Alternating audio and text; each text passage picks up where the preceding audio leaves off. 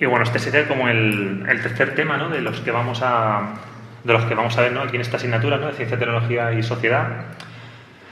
Y bueno, aquí vamos a ampliar algunos conceptos, ¿no? Que vimos también en la introducción, algunas cositas, ¿no? Que también nos encontramos en el sílabo. Y bueno, aquí lo que vamos a ver, vamos a hacer un repaso, ¿no? Al tema de los estudios en Ciencia, Tecnología y Sociedad. Vamos a ver el interés, ¿no? Porque ahora el surgimiento de estos estudios, el surgimiento de estos estudios en Ciencia, Tecnología y Sociedad es porque empieza a haber un interés en ver la relación en estos tres elementos, ¿no? Voy a darle también a grabar la clase, un momento. Vale, grabando. También existe eso, ¿no? Un interés, ¿no? En ver pues esta relación de estos tres conceptos, ¿no? De la ciencia, la tecnología y la sociedad. Y empieza a haber un interés tanto por el lado de las personas, ¿no? De las personas de la opinión pública, como también un interés por parte de los investigadores, ¿no? Que empiezan a ver, bueno, pues la importancia que tiene, pues eso, ¿no? Relacionar estos tres elementos, ¿no? Veremos eso, el interés que surge, ¿no? Por parte de la población, pero luego también el interés, ¿no? Cómo surgen, ¿no? También estos estudios en ciencia, tecnología y sociedad. Vamos a ver, claro, dentro de los estudios de ciencia, tecnología y sociedad, pues nos podemos encontrar algunos problemas, ¿no? Como el tema del conocimiento, el tema de cómo valorar, ¿no? La neutralidad de la ciencia, o cómo valorar los hallazgos científicos, ¿no? Pero bueno, nos vamos a centrar sobre todo en el tema de los valores en la ciencia, ¿no? Estudiaremos dentro de lo que sea la sociología del conocimiento científico, estudiaremos la axiología de la ciencia, ¿de acuerdo? Igual habría más cosas, ¿no? Que se podría tocar dentro de los problemas, ¿no? Del estudio del conocimiento del conocimiento científico, pero bueno, pues ya la verdad es que ya no nos da tiempo, ¿no? Si queremos ver las cosas más o menos en profundidad. Y luego, por último, tocaremos tres puntos que sí que los consideraba importantes, ¿no? Como es el tema del racismo, el género y el medio ambiente dentro de los estudios de ciencia, tecnología y sociedad, ¿de acuerdo? Entonces, bueno, esos van a ser los puntos que vamos a ver, ¿no? en esta mañana. Y bueno, eso, como veíamos en los temas anteriores, pues el desarrollo de la ciencia y la tecnología en la sociedad pues ha influido de tal manera que ahora existe pues una mayor preocupación por temas que antes, bueno, pues quedaban más lejos de la cotidianidad de la vida de las personas, ¿no? El acercamiento de la ciencia por parte de muchas personas, ¿no? de la gran mayoría de las personas, ¿no? o de la opinión pública, pues yo considero que tiene que ver con 5 puntos, ¿no? Con la importancia y confianza de la ciencia, ¿no? Al explicar ciertos fenómenos de la vida cotidiana, ¿no? Por ejemplo, nos fiamos más de cremas, ¿no? O productos cosméticos, ¿no? Que hayan sido testados en laboratorio. Tenemos más confianza, ¿no? Pues a ciertos alimentos, ¿no? Por el aumento de sus propiedades, ¿no? Alimentos, por ejemplo, enriquecidos en calcio, con vitamina A, ¿no? Porque se supone que esto ayuda al desarrollo de nuestro hueso, ¿no? Y nos fiamos, ¿no? De esto. También, ¿no? Por pues también, por de alguna manera por la desconfianza, ¿no? O el escepticismo en el progreso científico, o sea, no es todo verlo de manera positiva, sino también, pues somos a veces desconfiados, ¿no? En este progreso tecnológico. También por la divulgación a través de las redes de especialistas e investigadores mediante programas como, por ejemplo, pongo un programa, ¿no? Por ejemplo, el programa de redes, ¿no? Que se emitía en España, que lo dirigía Punset, que pues este programa igual también lo podemos encontrar por internet, ¿no? Donde se hablaba de ciencia, ¿no? O, por ejemplo, en filosofía hay un programa que también está en YouTube que se llama Filosofía aquí y ahora, de Pablo Freinan, que se emitía en Argentina. Y bueno, ya no solo a través de la televisión, sino, por ejemplo, hay incluso en YouTube canales de divulgación como Quantum Fracture, si no recuerdo mal que se llama, o por ejemplo, adictos a la filosofía, por ejemplo, ¿no? Incluso ya nos encontramos estos canales, ¿no? O incluso en Instagram te puedes encontrar también te puedes encontrar cuentas, ¿no? que intentan hacer una labor divulgativa, etcétera, ¿no? Incluso algunos programas pues que a lo mejor te hablan de temas por ejemplo como el esoterismo, ¿no? o sobre la parapsicología, intentan también darle un aspecto científico, ¿no? Por ejemplo, hay un programa en España que se llama Cuarto Milenio, que lo que intentan es, bueno, pues refutar visiones de fantasmas o eso, ¿no? Por ejemplo, si alguien dice que ha visto un fantasma no sé dónde, bueno, pues van y a través de una serie de herramientas que a lo mejor sirven para medir otras cosas, ¿no? Pues intentan ver pues qué ha podido pasar aquí, ¿no? Me acuerdo de un programa donde se decía que en una casa había espíritus, ¿no? Y entonces que los espíritus se habían visto como en 2 zonas de la casa. Pues llevaron, no me acuerdo muy cómo era, pero llevaron a un hombre, ¿no? que tenía un aparato que podía medir algo así como los cambios los ligeros cambios de la gravedad, no de la gravedad, o los ligeros cambios de la gravedad, ¿no? Con alguna sustancia, ¿no? Entonces eso permitía hacer un mapeo, ¿no? de la casa. Y entonces, bueno, por no sé, de la casualidad pues bueno, justo en los sitios donde se había visto el fantasma, pues ahí aparecía como unas zonas azules, ¿no? Por lo general lo normal es que hubiera zonas verdes y amarillas, ¿no? en el mapeo que se hacía. Y ahí aparecían unas zonas azules.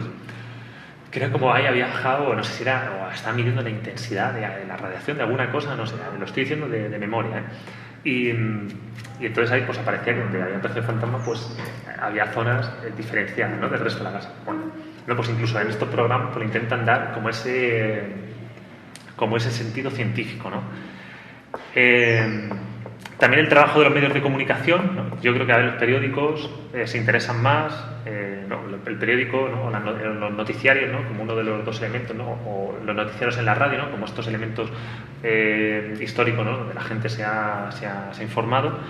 Y luego también han proliferado algunas revistas de divulgación, ¿no? como Nature o National Geographic, por ejemplo. Y luego también el tema, que ya lo comentamos, de la racionalidad de la vida cotidiana, ¿no? que se equipara al método científico. Pues en realidad nuestra vida cotidiana se parece mucho a microinvestigaciones, ¿no? del día a día, ¿no? porque nos planteamos cuestiones sobre cómo puedo abrir este frasco, cómo puedo llegar de un sitio a otro, las comprobamos y si nos resultan las volvemos a utilizar, ¿no? Ahí es donde se crean nuestros hábitos, nuestras costumbres, cultura, ¿no? Entonces, bueno, pues eso, bueno, de cualquier manera vamos a ver desde una perspectiva histórica cuáles han sido, ¿no? de alguna manera, estos hitos que ha hecho que la población pues cada vez se interese más por la ciencia, ¿de acuerdo? Entonces, bueno, uno de los puntos de inflexión, desde mi perspectiva, o bueno, yo creo que no es que haya un punto de inflexión o un punto destacado, ¿no? en este recorrido histórico, sino que yo creo que hay varios y seguro que cada persona, cada generación, pues se va dando cuenta, ¿no? de ciertos aspectos, pero sí que yo creo que la aparición de ciertos hechos o fenómenos ha hecho que se vaya generando esta acumulación, ¿no? de interés por la ciencia. Uno de los posibles puntos de inflexión pues, podría ser a partir de la Segunda Guerra Mundial, con la explosión de las 2 bombas atómicas en las ciudades japonesas de Hiroshima y Nagasaki, o con el exterminio de judíos en masa también en la Segunda Guerra Mundial en manos de los nazis. Claro, ya de repente la ciencia deja de ser un problema de conocimiento, ¿no? o de epistemología o bueno, de gnoseología, para evaluarse desde una perspectiva ética. Entonces, claro, pues ya empezamos a plantearnos algunas preguntas, ¿no? Como, bueno, ¿al servicio de quién está la ciencia? ¿La ciencia tiene que estar al servicio del bien? ¿Tiene que estar al servicio del mal? Claro, en estos 2 ejemplos que hemos dado, los judíos pusieron su ciencia, los nazis pusieron su ciencia para justificar el exterminio de los judíos. Que esto, desde nuestra perspectiva está mal, pero desde la suya, bueno, pues lo justificaron así. Pero bueno, las bombas de Hiroshima y Nagasaki se tiraron, las bombas nucleares las bombas atómicas se tiraron sobre Hiroshima y Nagasaki para acabar con la Segunda Guerra Mundial, lo que supuso, o eso dicen, ¿no? menos muertos de una guerra que se podía enquistar hasta por muchos más años, ¿no? en adelante. Entonces, claro, ¿ahí esas bombas estuvieron al servicio del bien o al servicio del mal? ¿No? Bueno, pues son preguntas que y de aquí surgen preguntas, ¿no? Pues que nos hacen reflexionar, ¿no? Sobre esta realidad. Pero entonces, bueno, claro, aquí ya pues tenemos que definir quién es el mal, quién es el bien, quién está con nosotros, quién está contra ellos, ¿no? Y entonces, bueno, pues esto se puede plantear en un nivel axiológico. Pero claro, al final la ciencia es una construcción social que se lleva a cabo por sujetos con sus propias ideas y creencias, ¿no? Entonces, claro, este elemento axiológico pues es central, ¿no? Para intentar ahondar más, ¿no? en la comprensión, ¿no? de la construcción de la ciencia, que esto es lo que veremos pues más adelante, ¿no? Bueno, claro, también en esta perspectiva histórica destacar que cada vez son más las personas que acceden a puestos relacionados con la ciencia, ¿no? A puestos científicos o a profesores de universidad. Desde 1996 a 2019 se ha incrementado el presupuesto de investigación en Ecuador, ¿no? Se ha incrementado el presupuesto de investigación y desarrollo del 1,97 al 2,2, ¿no?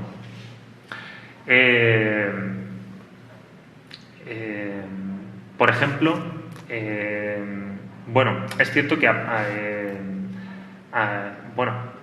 pesar de este incremento, bueno, pues el Estado pues apenas contribuye con el gasto en ciencia, ¿no? Siendo la inversión externa mayoritario, ¿no? De países como España, por ejemplo, ¿no?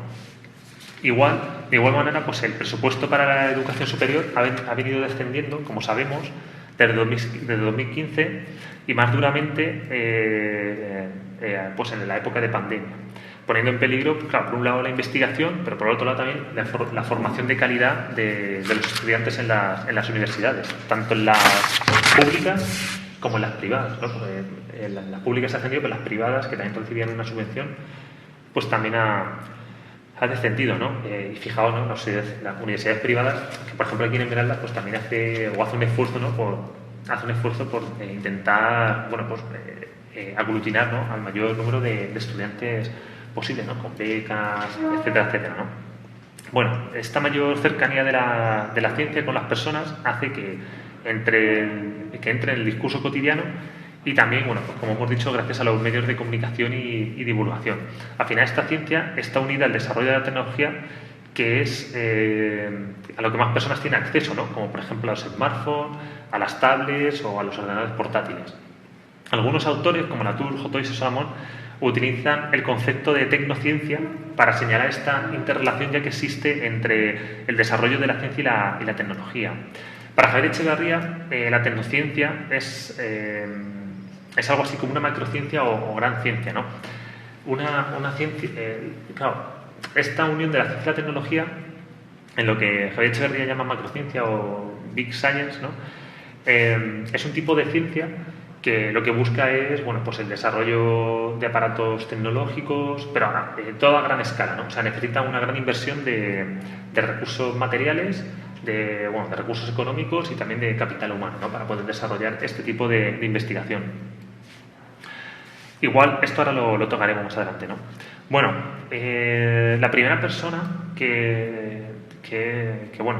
después de investigar, ¿no? La primera persona que habló de esta relación entre la ciencia, la tecnología y la sociedad fue Merton en su tesis doctoral titulada Ciencia, Tecnología y Sociedad en la Inglaterra del siglo XVII, de 1937, fijaos.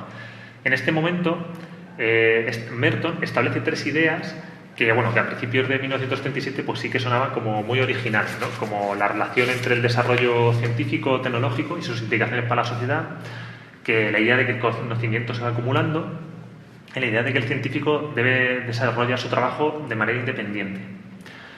Bueno, después de los estudios de Merton y hasta los años 60, ¿no? Esto se dio pues en los años 40, que además Merton empieza a desarrollar la escuela, ¿no? Que sigue, ¿no? Sus indicaciones, ¿no? Allí en Estados Unidos. Bueno, pues a partir de los años 60, que emergieran nuevos filósofos de la ciencia y sociólogos de la ciencia, se dieron algunos fenómenos que hicieron que la gente se sintiera la ciencia mucho más de cerca.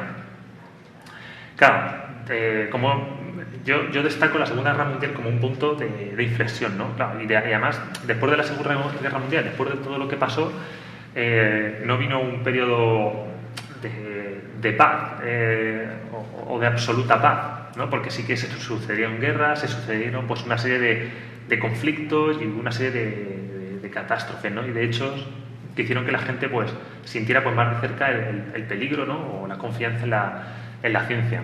Fijaos, después de la Segunda Guerra Mundial, el panorama geopolítico se queda de la siguiente manera, ¿no? Por un lado está el bloque comunista liderado por la URSS y por otro lado el bloque capitalista liderado por Estados Unidos con sus ayudas a Europa, ¿no? para el desarrollo de la economía y la sociedad en Europa, ¿no?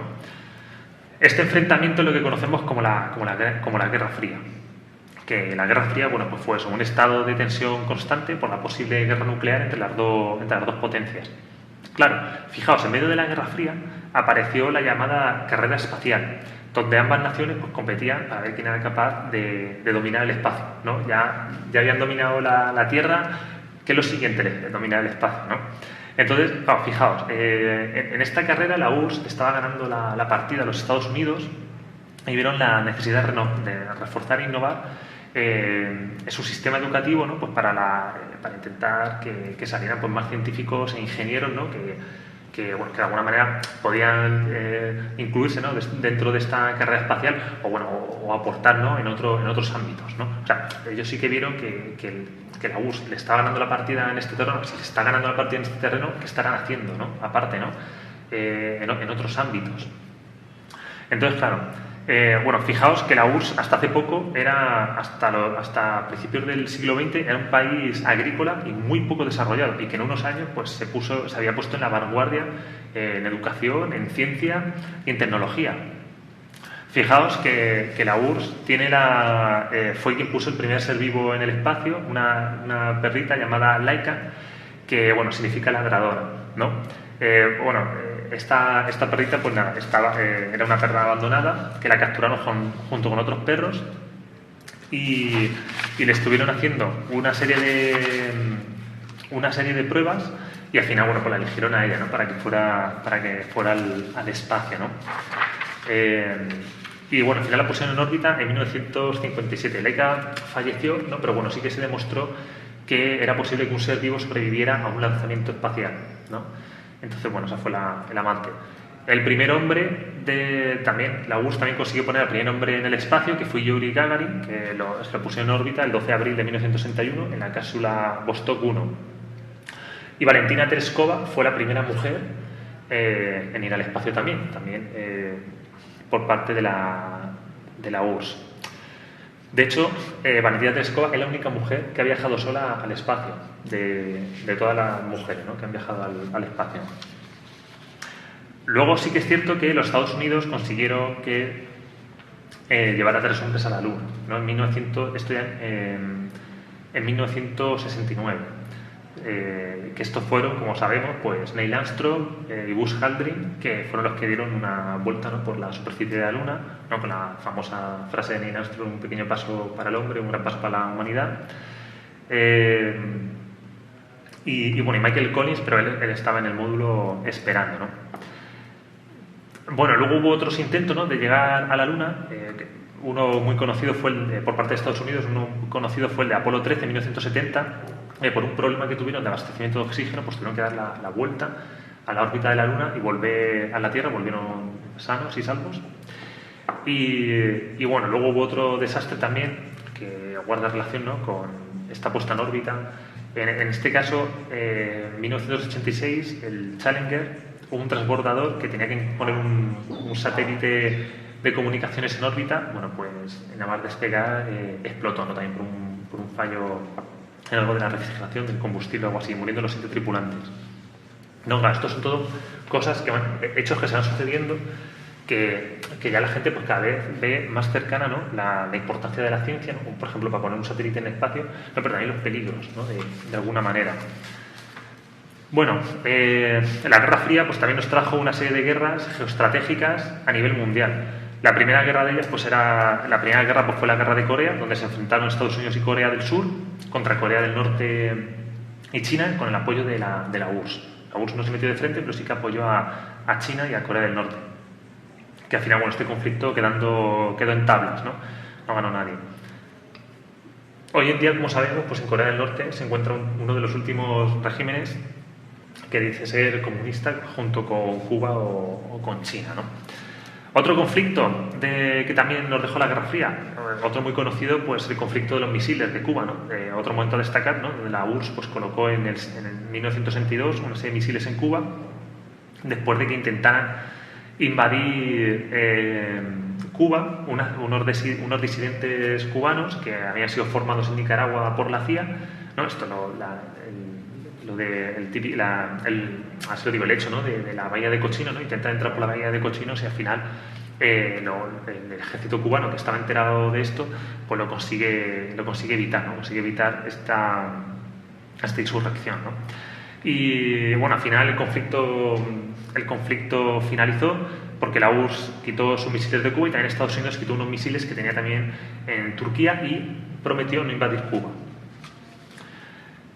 Bueno, el último de los conflictos tan importantes, que seguro que también lo conocemos, ¿no? Y sobre todo a lo mejor por una película que hemos podido ver, como Platoon, por ejemplo, o Apocalypse Now, es la guerra de Vietnam, ¿no? Que duró desde 1955 hasta 1975 y que aparte generó también, como sabemos, un movimiento por la paz y la no violencia, organizando manifestaciones en Estados Unidos o, por ejemplo, en Francia con mayo del 68. Esta guerra se pudo ver al ejército de los Estados Unidos utilizando el napalm, que es una gasolina que prende durante más tiempo y es considerado como un arma química, ¿no? Porque no es como líquido como la gasolina, sino que es más denso, ¿no? Es más denso, entonces pues, puede prender durante mucho más tiempo. O el uso del agente naranja, un herbicida que lo que hace es destruir las cosechas de los agricultores y deforestar las zonas de selva donde se encontraban escondidos los vietnamitas, ¿no? Fue una guerra que perdió Estados Unidos porque al final los vietnamitas lo que hicieron fue una guerra de trincheras, una guerra de desgaste y al final, pues la perdieron los Estados Unidos. Y bueno, este conflicto se desató por la invasión de Vietnam del Sur sobre el norte, que se habían separado un año antes la conferencia de Ginebra, después de la derrota de los colonos franceses por parte del Viet Minh, ¿no? Ya que no querían que se produjera un referéndum y gobernar, claro, los del sur no querían ningún referéndum y querían gobernar, ¿no? Mediante un golpe de Estado, ¿no? Vietnam del Norte fue apoyado por China, Cuba y la Unión Soviética y todo, bueno, pues Vietnam del Sur pues, fue apoyado por los Estados Unidos, ¿no? O sea, sí, este fue el origen, ¿no? de esta guerra. Otra guerra destacada, también la guerra de Afganistán, de 1978 a 1992, donde Estados Unidos, esto también es muy importante, porque aquí Estados Unidos armó a grupos mujahidines para luchar contra el Estado afgano, que era aliado de la URSS, y luego, aquí se puede decir que fue el Vietnam de la URSS, ¿no? Porque la URSS se retiró cuando las fuerzas a las que había ayudado Estados Unidos, se retiró porque ganaron, ¿no? Las fuerzas a las que había apoyado Estados Unidos, que luego estas fuerzas se volvieron contra Estados Unidos, formando, como todos sabemos, Al Qaeda, ¿no? O sea, Estados Unidos generó a su propio monstruo, ¿no? Bueno, otros hechos que tienen que ver con el tema de la industria farmacéutica, se debe destacar también el caso de la talidomida. Este fármaco se comercializó por toda Europa como un remedio contra las náuseas en los 3 primeros meses de embarazo. Luego se descubrió que la talidomida causaba malformaciones genéticas en los niños que nacieron. En España, por ejemplo, esto fue en varios países, ¿no? En España, esto aún sigue, ¿no? Esto aún sigue vigente. Y las víctimas pues aún no han recibido compensación por esta negligencia, ¿no? Esta talidomida se intentó llevar a Estados Unidos, pero quien era supongo que se llama, no sé si ministra, pero sí la encargada, ¿no? de decir que medicamentos básicos no, dijo que la talidomida era peligrosa y no le hizo pasar, ¿no? Y fíjate la vida que salvaría, ¿no? Esto fue, si no recuerdo mal, no lo he puesto el año, pero fue sobre los años 70, si no recuerdo mal. Años 70, casi años 80. Fijaos las vidas que se salvaron, ¿no? En aquella época. Otra catástrofe también más adelante, ¿no? En el 1986 fue el desastre de Chernóbil, ¿no? Donde explosionó uno de los reactores y bueno, pues liberando tal cantidad de radiactividad que hoy en día también duran esos efectos, ¿no? de la explosión del reactor de Chernóbil. La otra catástrofe nuclear que fue más cercana, como todos lo conocemos, ¿no? Fue la de Fukushima en 2011, ¿no? por el terremoto que sucedió. Otro accidente que también puso el foco, ¿no? sobre la ciencia, ¿no? y el avance de la tecnología fue el accidente que sufrió el petrolero Torrey Canyon en 1967, bueno, pues anegando de petróleo el sur de Inglaterra, ¿no? Algo parecido ocurrió también en las costas de Galicia, en España, en 2012, creo recordar que fue en 2012, donde el buque Prestige, bueno, vertió petróleo en unos 2.000 kilómetros de playa. Bueno, estos son algunos ejemplos, ¿no? que han hecho que de alguna manera pues, las personas se acerquen más a la ciencia y a la tecnología, ¿no? Tal vez, viendo estos ejemplos, tal vez con una mirada escéptica, ¿no? o muy cauta, ¿no? de lo que puede conseguir la ciencia, ¿no? De igual manera, ha contribuido la publicación de informes de investigación, ¿no? En 1945, el informe titulado Science, Las fronteras sin límite, de Vannevar Bush, bueno, que se lo envió al presidente Roosevelt, ¿no? En el año 45, señala la importancia del desarrollo del conocimiento para la mejora de la vida de las personas y la adaptación al mundo moderno. Conocimiento que se tiene que adquirir mediante la ciencia. Esto si queréis, por ejemplo, este informe, creo que lo tenéis también igual, todo esto que voy nombrando le podéis echar un vistazo, ¿no? Si luego queréis comprobarlo. En 1950 se produce el llamamiento de Estocolmo en la tercera sesión del Comité del Congreso Mundial de los Partidarios de la Paz, donde se exige no usar armas de destrucción masiva contra la población, ¿no? Por todo lo que había pasado, por todo lo que había ocurrido en la Segunda Guerra Mundial. De igual manera, en 1955 aparece un comunicado firmado por Bertrand Russell, un filósofo muy importante, y Albert Einstein, junto con otras personas, conminando, ¿no? a los jefes de Estado a encontrar soluciones que no nos llevaran al uso de las bombas nucleares, ya que esto podía suponer el fin de la humanidad. No sé si habéis visto algunas declaraciones que corren por ahí de Putin, ¿no? Que él dice que bueno, que si Estados Unidos se mete en la guerra, pues igual habría que usar las armas nucleares y ya está, ¿no? Y entonces hay un dicho popular por ahí que dice no sabemos cómo será la tercera guerra mundial, pero la cuarta será con palos y piedras, ¿no? Porque la tercera lo más seguro es que sea una guerra nuclear. Entonces, bueno, también para que veáis que estas preocupaciones a mediados de los años 50, bueno, pues nos las volvemos a encontrar en el primer cuarto del siglo XXI, ¿no? Igualmente, a lo largo del siglo XX, ¿no? por esta conciencia de la gente, pues surgieron manifestaciones que pusieron el foco de una manera más o menos directa sobre el problema de la ciencia y la tecnología. El movimiento hippie en Estados Unidos se presentó como un movimiento ecológico, anticonsumista y antimilitarista, ¿no? por todo lo que acaecía, ¿no? en la guerra de Vietnam, sobre todo. Este movimiento influyó en el movimiento de mayo del 68 en Francia, que se mostraba antiimperialista y también anticonsumista, ¿no? y en contra del sistema capitalista imperante. Otro libro que también causó impacto, ¿no? sobre todo en el movimiento ecologista, fue el libro de Rachel Carson, Primavera Silenciosa, Silent Spring, de 1962. De igual manera, creo que podemos destacar algunas manifestaciones culturales que nos han mostrado los peligros o las bondades de la ciencia dentro de lo que es la narrativa del cine, ¿no? que es donde una de las fuentes, ¿no? de ocio que tenemos, ¿no? y sobre todo el cine, ¿no? Tal vez el primer libro Claro, esto también está muy relacionado con el tema de la ciencia ficción, ¿no? Que a veces la ciencia ficción nos creemos que es... O bueno, sí que la entendemos como una ficción, ¿no? Que nos intenta contar una historia, pero siempre tiene como un fondo de cuestiones que nos atañen. Y yo creo que por eso también nos gusta, ¿no? Esta película y estos libros, ¿no? de ciencia ficción.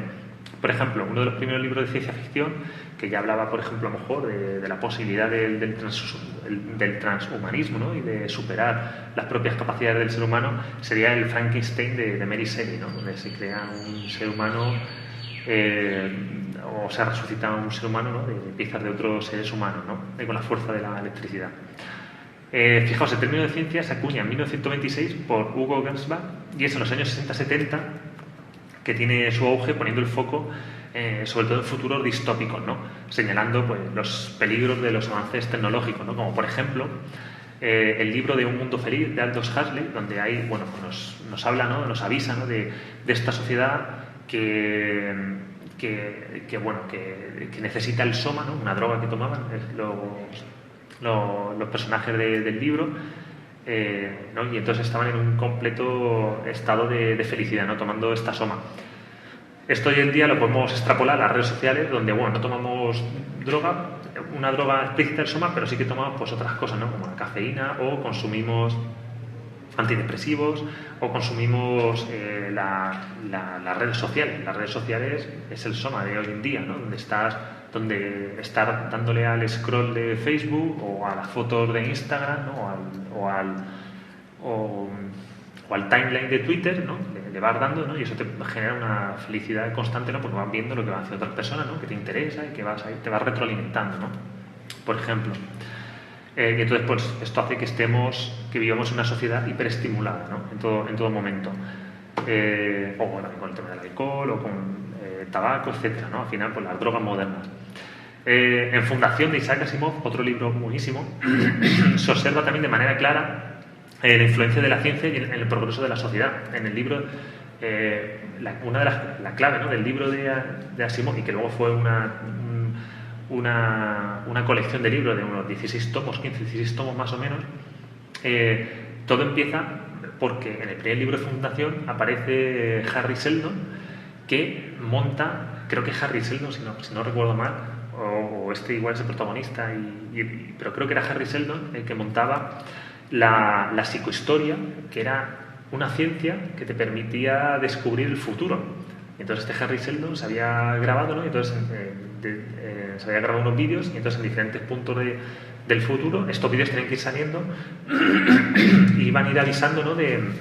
Iban avisando, ¿no? del progreso de la humanidad, ¿no? Porque a través de esta psicohistoria, ¿no? Pues se podía conocer el futuro.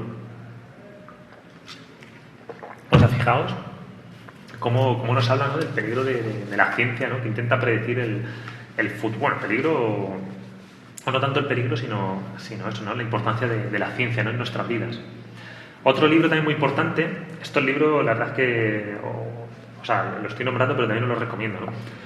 Es el libro de 1984, así se titula, 1984, de George Orwell, donde se pone de manifiesto claramente, ¿no? la importancia del desarrollo tecnológico para el control de la población. En este libro la gente estaba controlada por el Gran Hermano, que el Gran Hermano era, bueno, pues eran las pantallas de televisión que te están observando, eran los carteles que había colocados por la ciudad, ¿no? El Gran Hermano estaba como en todos lados, ¿no?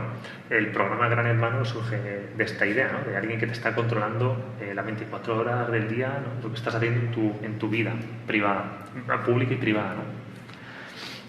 Y luego, por ejemplo, bueno, pues otras películas que seguro que conocemos todos, por ejemplo, de lo de Apolo 13 se hizo una película, ¿no? Protagonizada, si no recuerdo mal, por Tom Hanks, ¿no? que nos avisaba pues, de lo que ocurrió, ¿no? Por ejemplo, en ese momento. Pero luego, por ejemplo, hay otras películas que seguro que nos suenan más, como es Jurassic Park. De hecho, creo que hace unos días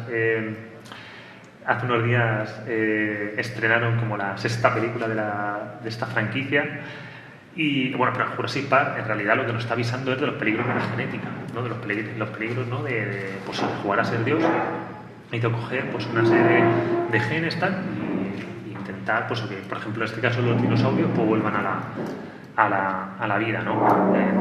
Una de las últimas películas de Jurassic Park, creo que en la última, ahí crean como al último monstruo, al dinosaurio más fuerte, ¿no? Porque el dinosaurio más fuerte y más poderoso es el que mejor pueden vender, ¿no? Para luego lo que quieran hacer con él, ¿no? Ponerlo a pelear o lo que sea. Y nos está avisando, ¿no? de los peligros ya no solo de la genética, sino también de esta genética que intenta sacar un rédito económico y a cualquier precio, ¿no? En plan, no, creamos un monstruo que lo vamos a vender, ¿no? Y además hay una parte de la película donde se ve al hombre generando un montón de dinero tal, y bueno, pues también nos avisa un poco de esto, ¿no? Del peligro entre la relación entre el avance científico, ¿no? y el capitalismo, ¿no? Que parece que no tiene fin. O por ejemplo la película de Terminator, donde nos muestra el problema de la inteligencia artificial. Bueno, en Terminator, como sabéis, se crea una inteligencia artificial que se llama Skynet, y entonces en un momento dado cobra personalidad, y entonces pues según sus cálculos entiende que tiene que destruir la humanidad, y la destruye, ¿no? La destruye, entonces por eso empieza la pelea entre robots y personas, ¿no? Y entonces por eso empieza ya la película de Terminator, ¿no? Pero el problema principal es ese, ¿no? Es que Skynet cobra vida y entonces pues aniquila a la humanidad. Esto se han intentado hacer algunos experimentos hace poquito, y se hizo un experimento, creo que fue se lanzaron 2 inteligencias artificiales. Una inteligencia artificial creo que la lanzó Twitter o la lanzó Apple, ¿no? Y entonces esta inteligencia artificial se expresaba a través de Twitter, ¿no? Bueno, pues la lanzaron, ¿no? El primer mensaje de la inteligencia virtual, de la inteligencia artificial, era algo así como hola mundo, hola humanos, algo así, y luego empezó claro, esta inteligencia artificial se nutría de todo lo que aparecía en Internet, y entonces empezó a alabar a Hitler, empezó a justificar el holocausto nazi, y empezó, creo que, a decir que los antivacunas tenían razón. Claro, la tuvieron que apagar porque no sabían dónde iba a parar esto. Y luego también se lanzó otra dos inteligencias artificiales, creo que a través de Facebook. Bueno, las tuvieron que apagar porque estas inteligencias artificiales empezaron a hablar entre ellas, inventaron un lenguaje que no podía hablar nadie. Entonces empezaron a hablar entre ellas en un lenguaje inventado que yo creo que no lo pudieron descifrar. Entonces, claro, no se sabía que estaban hablando. Y entonces tuvieron que apagarla, ¿no? Porque nunca se sabe, o sea, no se sabía, ¿no? Hacia dónde podía avanzar, ¿no? Estas inteligencias.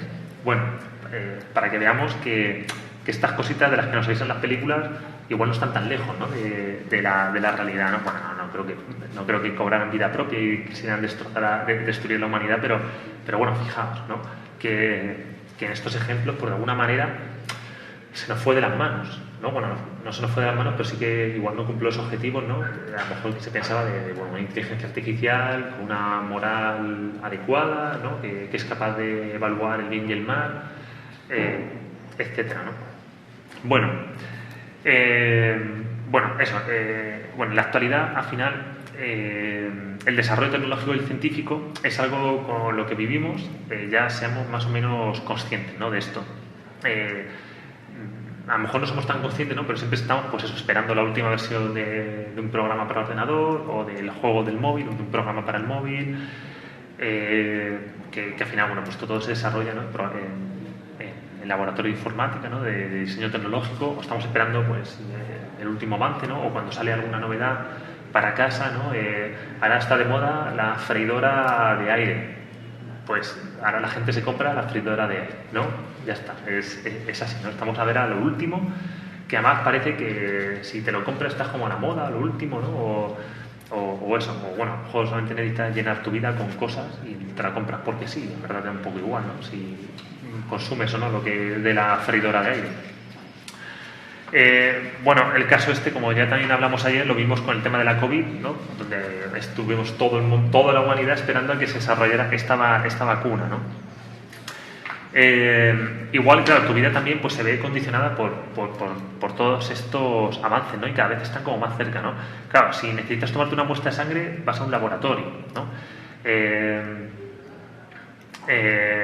Incluso ya hemos cogido también el lenguaje, ¿no? Que usamos, el lenguaje científico, ¿no? Porque ya vamos a una empresa y todas las empresas tienen su laboratorio de ideas, que a lo mejor son 4 personas sentadas en una mesa, pero ya le llamamos el laboratorio de ideas, ¿no? O a veces, si nos vamos a comprar algo, vamos al laboratorio de jabones. Si queremos comprar un mueble, vamos directamente a la factoría de los muebles, ¿no? O a lo mejor vas a una tienda de zapatos y se llama la factoría del calzado, ¿no? O sea que al final también, pues, de alguna manera, pues el lenguaje también lo vamos, se va inundando, ¿no?, de esta terminología científica. De hecho, aquí en Esmeraldas hace poco vi que estaba abriendo como una tienda que eran ensaladas y le están llamando el laboratorio de la ensalada. Entonces, bueno, fijaos, ¿no?, hasta este punto. Y luego, incluso en el consumo que hacemos de los alimentos, ¿no?, como ya comentado un poquito antes, ¿no?, también nos fiamos, ¿no?, de esta terminología científica. Incluso cuando vamos a consumir un alimento, pues podemos ver sus valores nutricionales, ¿no?, que están expresados por tanto por ciento de proteínas, de grasas, de carbohidratos, etcétera, y que luego se simplifica de alguna manera con el semáforo, ¿no? El semáforo rojo, que sabéis que es verde, amarillo y rojo.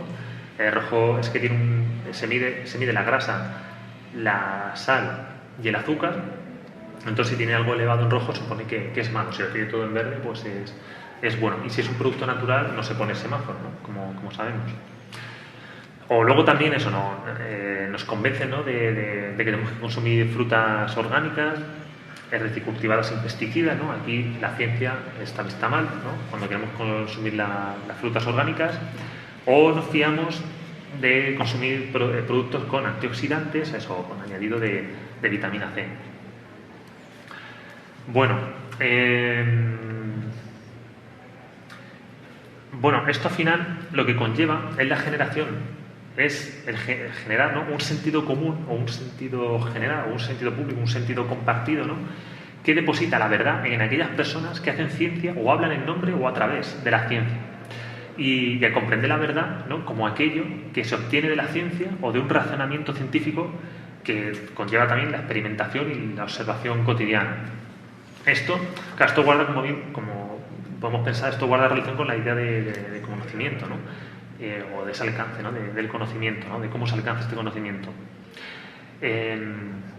A priori, lo que en última instancia tomamos como conocimiento útil o con el conocimiento que nos permite funcionar en nuestras vidas es aquel que consideramos verdadero, teniendo en cuenta nuestros propósitos, ¿no? O sea, no vas a hacer nada a través de un conocimiento que tú consideras falso o que crees que no te va a valer. Claro, o sea, el conocimiento válido al final es el verdadero, ¿no?, que tú consideras verdadero, que te permite funcionar, ¿no?, en tu vida aquí, en tu día a día.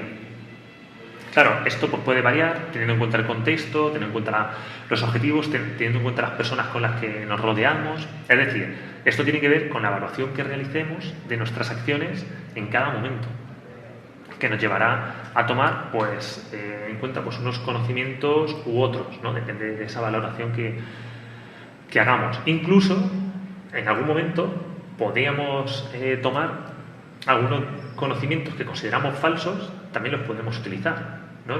Ya os digo, según el contexto, según el momento. Bueno, pues eso, ¿no?, la evaluación de la realidad en cada momento da como resultado pues esta valoración, ¿no?, de estos ingredientes que entran en juego, ¿no?, en cada momento, ¿no? O sea, esa evaluación que haces es para valorar, para decir si esto es, pues eso, verdadero o no verdadero, bueno o malo, ¿no?, según el contexto en el que nos encontremos, ¿no?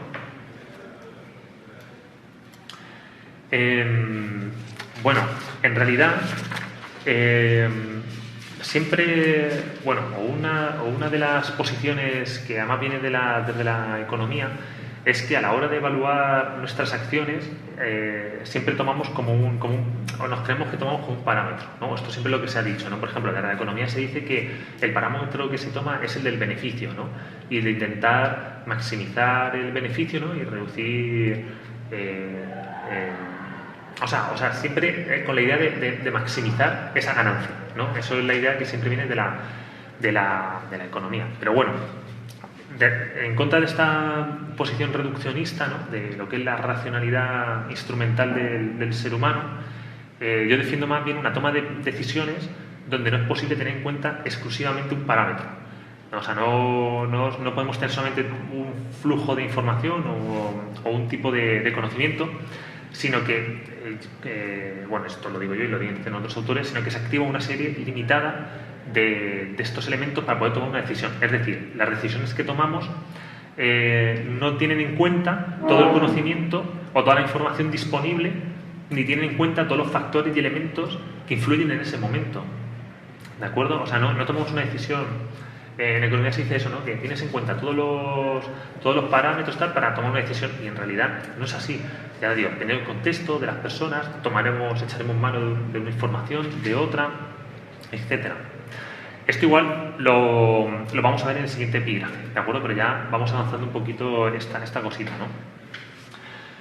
Bueno, sí que quería hablaros, porque todo el tema del desarrollo de la tecnología y la ciencia, bueno, pues traen cosas positivas y luego emergen otras cositas que no son tan positivas, ¿no? Una de las cosas que yo creo que sí que pone el foco para estar atentos es el tema de las fake news, que seguro que ya lo habéis escuchado, sobre todo en estas últimas... en estos últimos años, ¿no? Con la campaña de Donald Trump, luego por ejemplo en España pues también hemos visto esto de las fake news,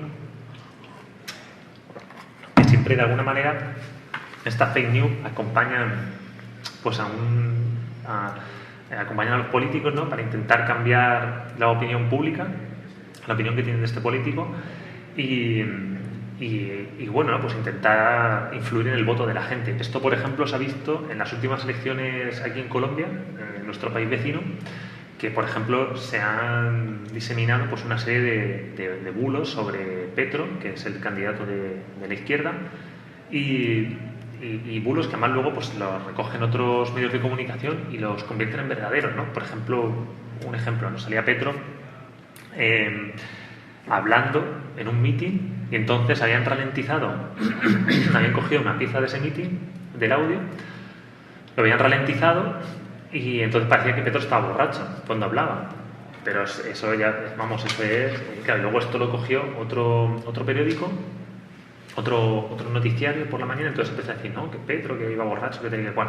Cuando eso es mentira, ¿no? O sea, cogieron ese trozo de audio de ese meeting, lo ralentizaron y entonces, bueno, pues lo convirtieron en... Y luego esto hizo que se empezara a correr el bulo, ¿no? A correr la fake news, ¿no? De que Petro pues iba borracho, ¿no? Además que estaba hablando de Uribe y de Iván Duque y tal, ¿no? Y entonces le decían eso, ¿no? Que de Iván Duque y de Uribe no puedes hablar borracho, no sé qué, bueno, se lió todo eso, ¿no?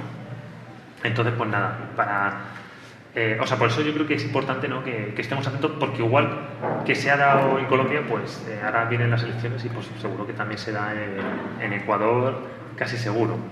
Bueno, ¿cómo podemos definir las fake news? Pues nada, las fake news las podemos definir como unos supuestos que o son falsos o son verdaderos parcialmente, ¿no? O sea, por ejemplo, de Petro no es que fuera falso del todo, porque, por ejemplo, el contenido de lo que decía era verdadero, pero la forma como lo decía no era la verdadera, ¿no? Porque la habían manipulado, ¿no?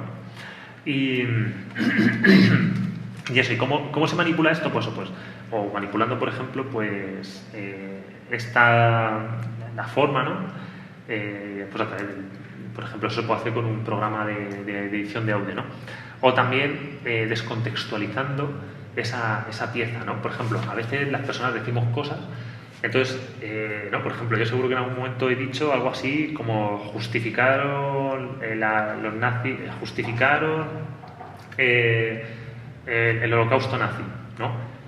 Si eso, coges esa frase fuera de contexto, parece que estoy como justificando, ¿no? O parece que estoy hablando de una manera positiva de eso, pero si lo englobas dentro de la explicación, te das cuenta de que es un ejemplo, ¿no?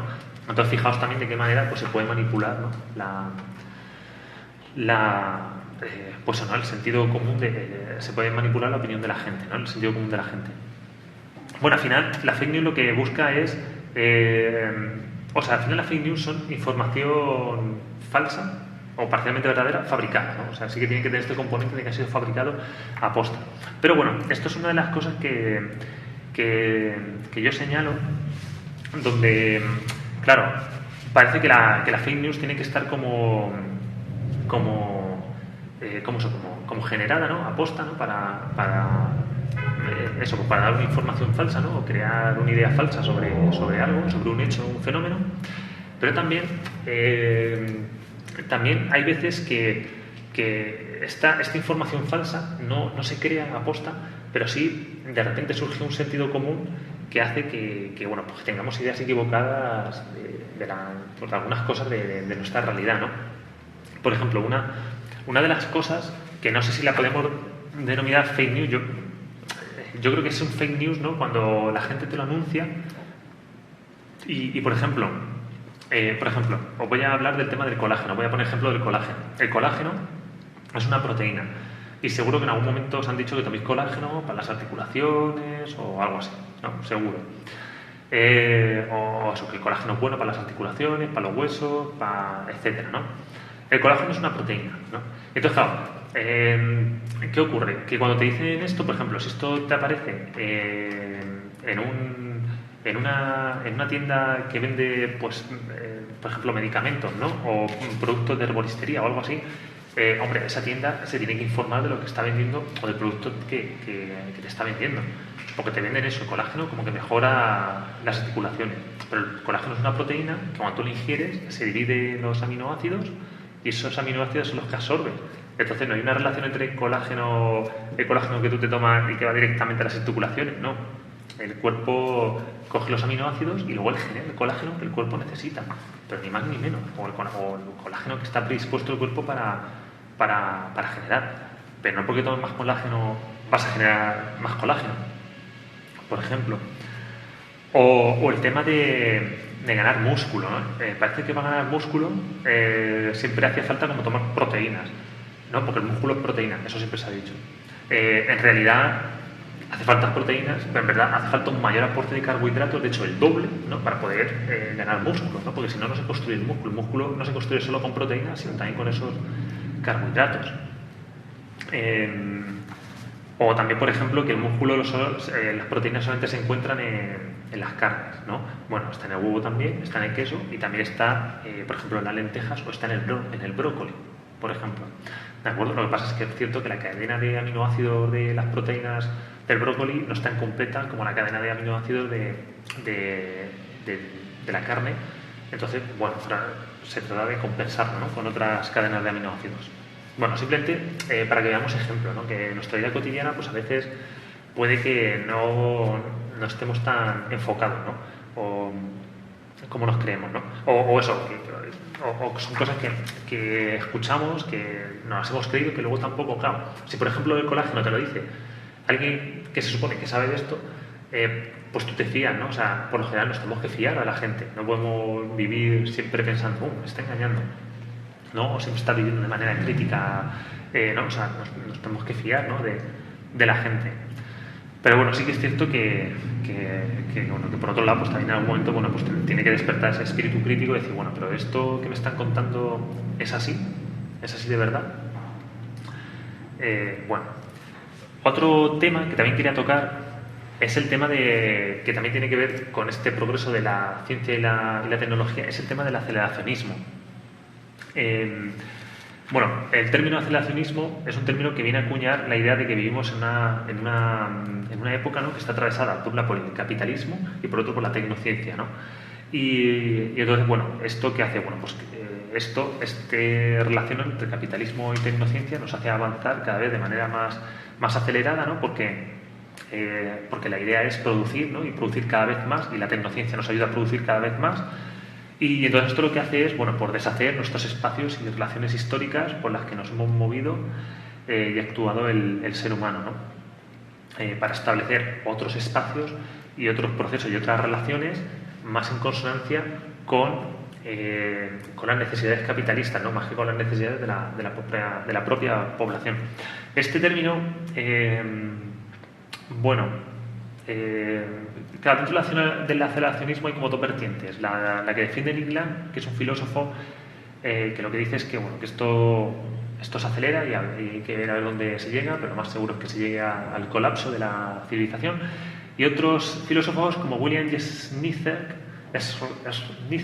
que piensan que se puede aprovechar este aceleracionismo, este aceleramiento de la sociedad para intentar trabajar hacia un futuro que convenga al ser humano, ¿no? O sea, esto es un poco como la teoría de la reproducción y la resistencia, ¿no? O sea, siempre hay espacios de resistencia, ¿no? Donde el mundo no se reproduce ni avanza de manera inexorable hacia ese colapso del capitalismo, sino que van surgiendo pequeños movimientos, pequeñas relaciones, ¿no? Entre personas que intentan cambiar esto, ¿de acuerdo?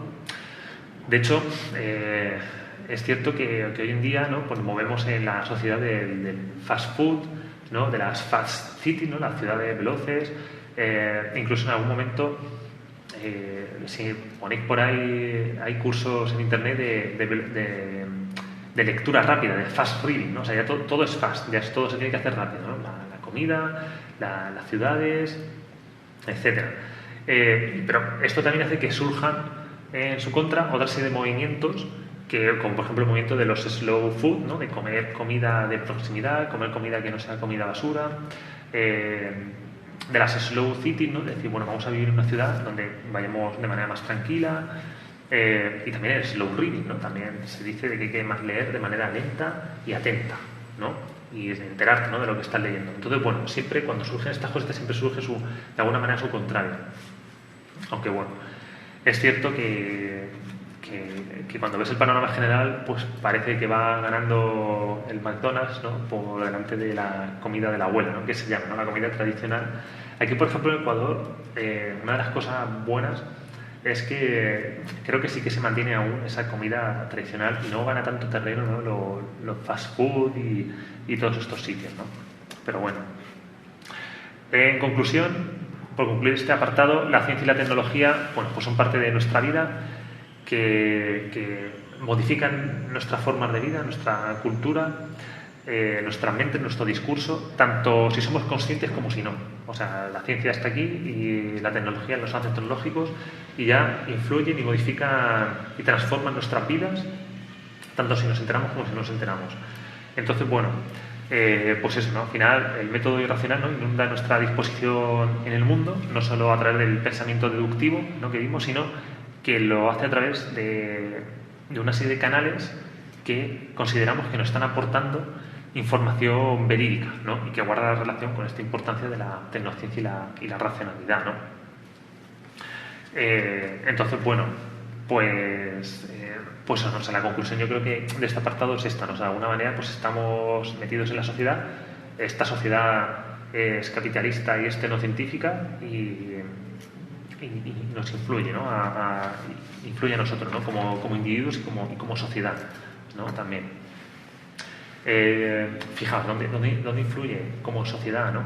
Pues, por ejemplo, cuando, por ejemplo, una de las cosas que lleva el capitalismo y la tecnociencia es coger y, claro, gracias al desarrollo de las comunicaciones, las personas, pues ya no hace falta que tengan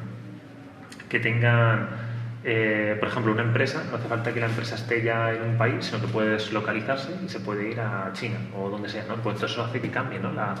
Las relaciones, ¿no? Entre la sociedad, la cultura que tenemos, etcétera, ¿no? Porque ya, por ejemplo, antes que el trabajo era algo a lo que estaba en la sociedad las personas, ahora ya no. De repente ya es algo, deslocalizado, cambian los tipos de trabajo, etcétera, etcétera. Vamos a seguir, ¿no? Con el tema de los estudios en ciencia, tecnología y sociedad, porque, bueno, eso, como dijimos antes, pues los investigadores comenzaron a interesarse por la relación, ¿no? Entre esta ciencia, el avance tecnológico y los cambios sociales. Entonces, bueno, Javier Jiménez Becerra diferencia en dos ramas de estudio, ¿no? Por un lado, la ligada al desarrollo de los trabajos de Merton en Estados Unidos, que hemos comentado antes, y la otra ligada a la Universidad de Edimburgo en Escocia. Pero bueno, antes de entrar con estas dos ramas, sí que es bueno señalar la emergencia del Círculo de Viena y su concepción científica del mundo. Estos investigadores, porque bueno, de aquí surge luego lo que se llamó la concepción heredada, de la que surgen también pues, muchas de las ideas que luego se han trabajado en filosofía de la ciencia o sociología de la ciencia. Bueno, el Círculo de Viena nace en 1929, donde unos investigadores, Hans Ernst Mach, Hans Hahn, Otto Neurath y Rudolf Carnap, lanzan un manifiesto donde defienden una posición neopositivista de la ciencia. Estos autores aseguran que se puede alcanzar una ciencia exacta, sistemática, racional y teórica, alejada de la metafísica y la teología y de la especulación subjetivista. Esta concepción del mundo pretende explicar y dar orden a todos los ámbitos de la realidad, desde la economía hasta la ciencia, pasando por la educación. Toda la realidad se puede aclarar mediante conceptos que se puedan comprobar de manera empírica. Claro, la clasificación de conceptos y proposiciones es utilizadas, ¿no? Pues, emergen, ¿no? del análisis lógico que proponen Bertrand Russell y también Alfred Whitehead, ¿no? en el libro Principia Matemática. El Círculo de Viena defiende eso, una posición positivista, empirista, lógica y neutral, ¿no? Desprovista de todo subjetivismo del investigador y de los valores que lo acompañan. Esto es importante, ¿no? Para más adelante. Bueno, una idea importante de este grupo fue la necesidad de organizar todos los conceptos de manera que se podían trabajar con ellos de manera lógica y desprovista de todo malentendido. O sea, la idea era que con todos los conceptos que trabajamos tenían que estar perfectamente definidos y delimitados, ¿no? Porque si no, no se puede trabajar, ¿no? Si no creamos un relativismo donde no nos enteramos de nada y no se puede hacer ciencia. Entonces, claro, bueno, esta era la principal, ¿no? característica, ¿no? de este grupo. Como he dicho, de aquí ya luego emerge lo que se ha recibido en ciencia, ¿no? Como la concepción heredada, o en inglés Received View. Bueno, a partir de los años 40, el equipo de Merton en Estados Unidos desarrolló una sociología de la ciencia y de los científicos, centrándose sobre todo en la organización de las instituciones y los recursos para obtener estos descubrimientos. Bueno, Dieger destaca 5 normas que garantizan esta objetividad de la que hacía gala Merton y su equipo, ¿no? Estas características son el universalismo, ¿no? La búsqueda de la verdad se va a basar en criterios totalmente objetivos a los científicos y no en criterios personales. Comunalismo, ¿no? Donde los resultados de la investigación le pertenecen al conjunto de la sociedad, quedando solamente para el investigador pues el reconocimiento público, y es por ello que los resultados de la ciencia pues, deben difundirse y divulgarse. Desinterés, esto tiene que ver con el interés de los investigadores, ¿no? Que no pueden intervenir en este proceso de investigación. Escepticismo organizado, otra de las características, ¿no? Donde no hay que tener prefiguraciones o prejuicios sobre lo que se va a dar en la investigación. O sea, vamos a investigar para descubrir y conocer. Entonces, la idea es intentar pues, que esos prejuicios no influyan, ¿no? En la investigación. Y originalidad. Las investigaciones, bueno, tienen que aportar algo novedoso. Esto es lo que se dice, que seguro que os lo han contado vosotros, ¿no? Cuando vais a hacer el TFM, os dicen que hay que ver qué han hecho otros investigadores para partir de ahí. Bueno, pues la originalidad, en principio, parte de ahí, ¿no? De lo que han hecho otros, ¿no? Y tú tienes que aportar algo más, algo diferente.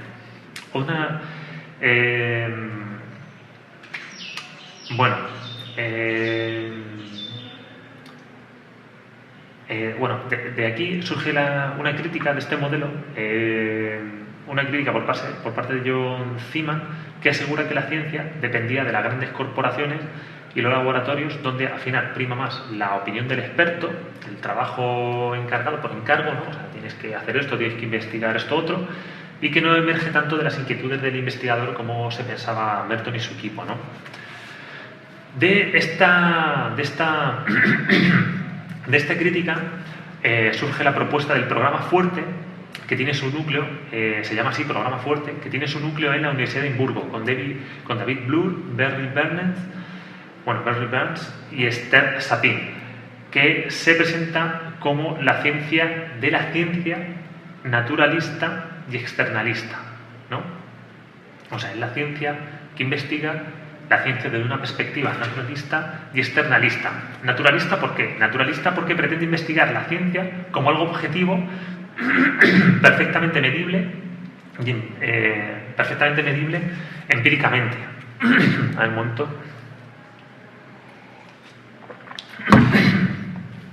Y externalista porque las causas que intervienen en el proceso de la obtención de conocimiento son siempre externas a la lógica de la investigación, ¿de acuerdo? Pero no externas al equipo o al grupo de investigación. Esto supone que el programa Fuerte debe poner el foco en la microsociología de los grupos de investigación en las relaciones entre compañeros sobre cuestiones de investigación, la gestión de los recursos de laboratorio, las creencias sobre los procesos de investigación o sobre los parámetros de fiabilidad y validez de los instrumentos, etc. ¿no? Claro, si solamente esto se puede medir así, podemos decir que la filosofía de la ciencia pues, no tiene mucha cabida, ¿no? Dentro de todo esto, ¿no? Ya que como no tiene una base empírica, ¿no? Pues la filosofía no tendría cabida, ¿no? dentro de este programa fuerte. Bueno, la investigación del programa fuerte debe cumplir cuatro características, ¿no? Causalidad, debe describir y explicar cómo otros investigadores habían seleccionado otros elementos de la realidad como explicación. Esto es, que se debe conocer la causa de las elecciones que toman los científicos. Imparcialidad, siempre se debe tomar una actitud neutra ante los resultados obtenidos en una investigación. Simetría, este principio señala que las causas que hayamos encontrado, que son la base de las actuaciones de los investigadores, deben explicar las creencias verdaderas o falsas. Es decir, que la creencia verdadera o falsa depende de estas causas que hemos encontrado y no de otras. O sea, debe haber una relación, ¿de acuerdo? Y reflexividad. Los patrones que explican la relación entre investigación y los objetos de estudio deben poder aplicarse a la sociología, ¿de acuerdo? O sea, debemos poder reflexionar esto desde la sociología de la ciencia. Desde esta perspectiva de investigación se destaca la obra de Bruno Latour y Steve Bolgan titulada La vida en el laboratorio, donde los investigadores se introducen en el Instituto Salk entre 1975 y 1977 y realizan una investigación etnográfica. Estos autores, Latour y Bolgan, lo que hacen es estar en el laboratorio. Además ellos tenían también un espacio donde podían investigar, ¿no? Y recoger sus notas y tal. Entonces ellos lo que hacen es anotarlo todo, ¿no? Están en el día a día, son parte del grupo de científicos, se meten en todas las reuniones, lo observan todo, tienen acceso a todos los documentos. Y entonces, a partir de eso, pues hacen esta etnografía, ¿no? que publican en este libro, La vida en el laboratorio. Al final, bueno, pues se ve en esta investigación, se ve que cómo se relacionan, ¿no? los factores sociales y científicos con lo que es, dentro de las investigaciones, ¿no? Y eso acaba influyendo por dentro de los hechos, de los instrumentos utilizados, de las herramientas utilizadas, de los modelos que generan los investigadores, ¿no? para explicar las cosas, etcétera, etcétera, ¿no? Bueno, esto es como una investigación destacada, ¿no? Luego ha habido otras, ¿no? y ha habido más producción, ¿no? en este ámbito, pero bueno, pues destacamos esto, ¿no? Entonces, siguiendo con esta perspectiva, que podemos llamar una perspectiva socioconstructivista, ¿no? de la ciencia, ¿no? donde se va construyendo estas relaciones y se va construyendo el conocimiento científico, entiende que desde esta perspectiva se entiende que los razonamientos científicos, ¿no? pues se basan en relaciones sociales entre científicos y pues algo que también es discutible, ¿no? de alguna manera. Pero bueno, yo creo que una forma de defender la ciencia como una construcción y no caer en un relativismo y un nihilismo científico es volver a la teoría del cierre categorial de Gustavo Bueno, ¿no? Y pues se ve que la ciencia es una construcción, ¿no? Pero sin caer en esa idea de que construimos el conocimiento. O sea, construye la ciencia, pero no construyes el conocimiento, ¿no? El conocimiento, como vimos, se encuadra dentro de la epistemología, ¿no? del estudio del conocimiento, y la nosología pues, es otra rama, ¿de acuerdo? Entonces,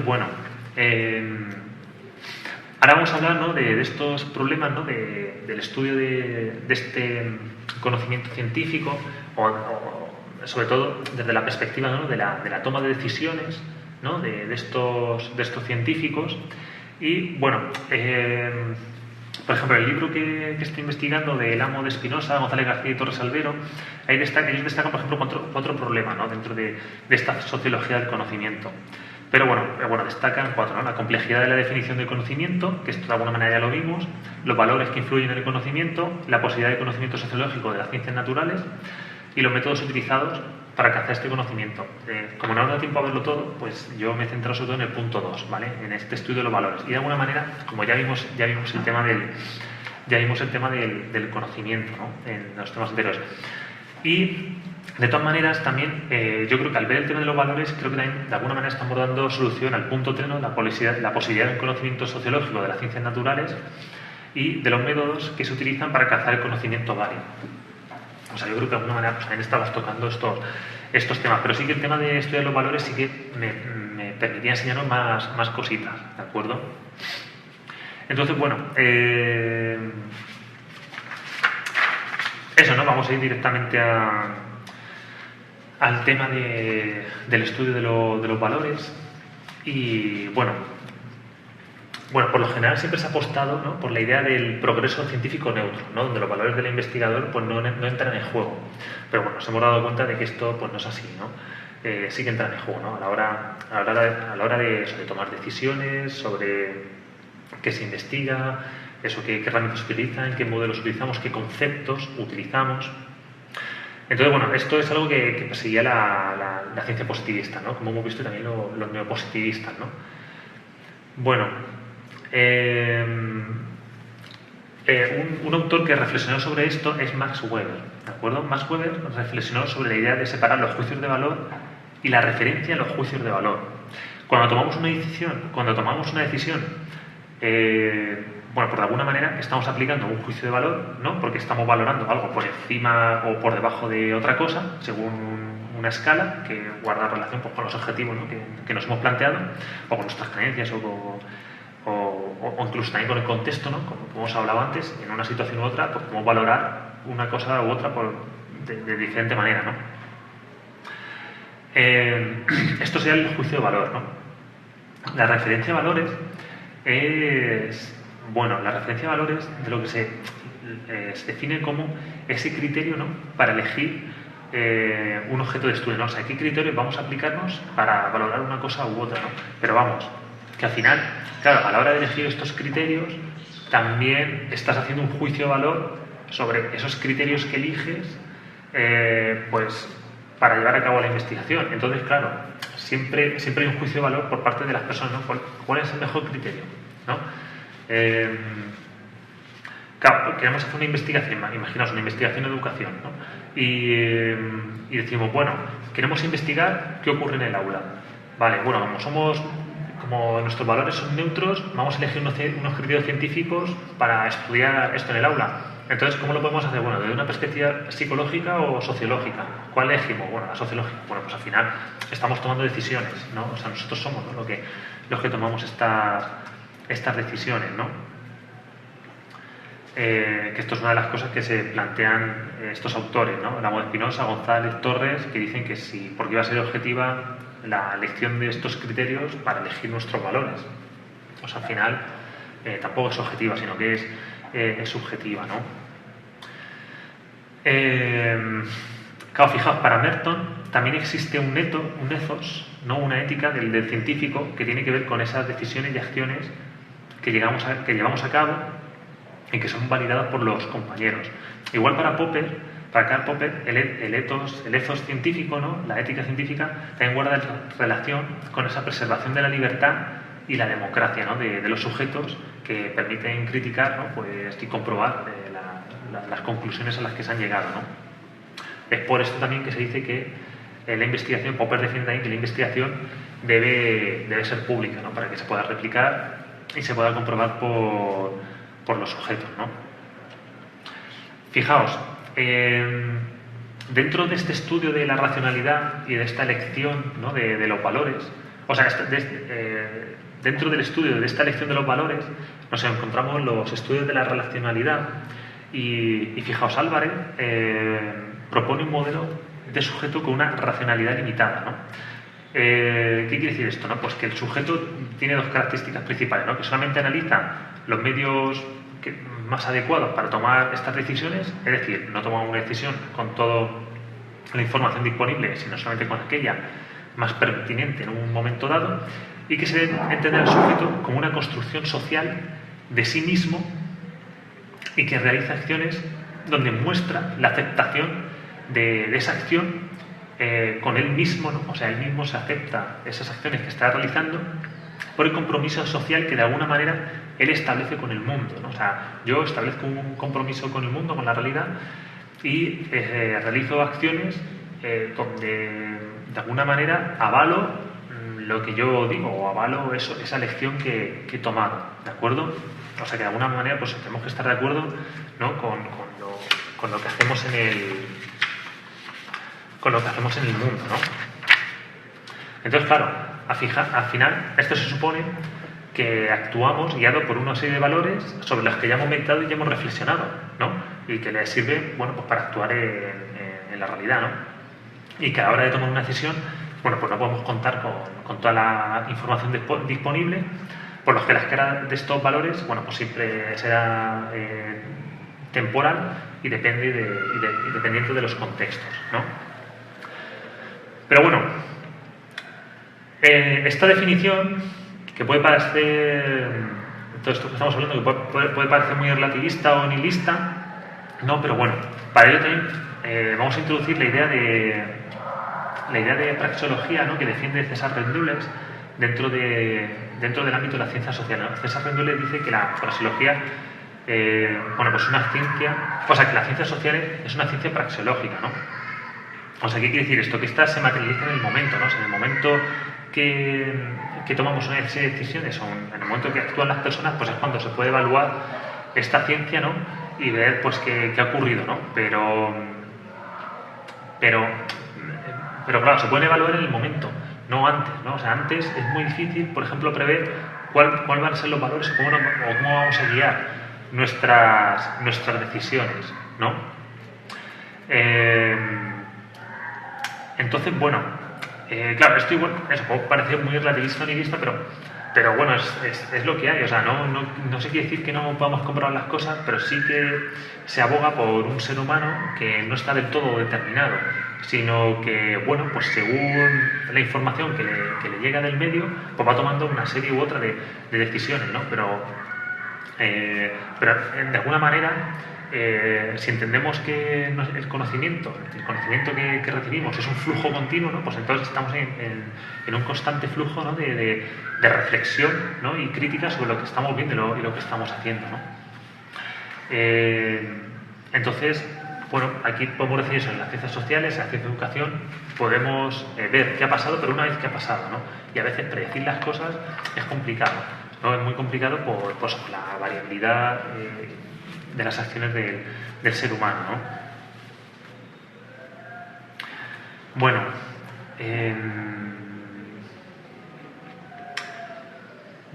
Echeverría, ¿no? Intentando dar algunas soluciones a esto, ¿no?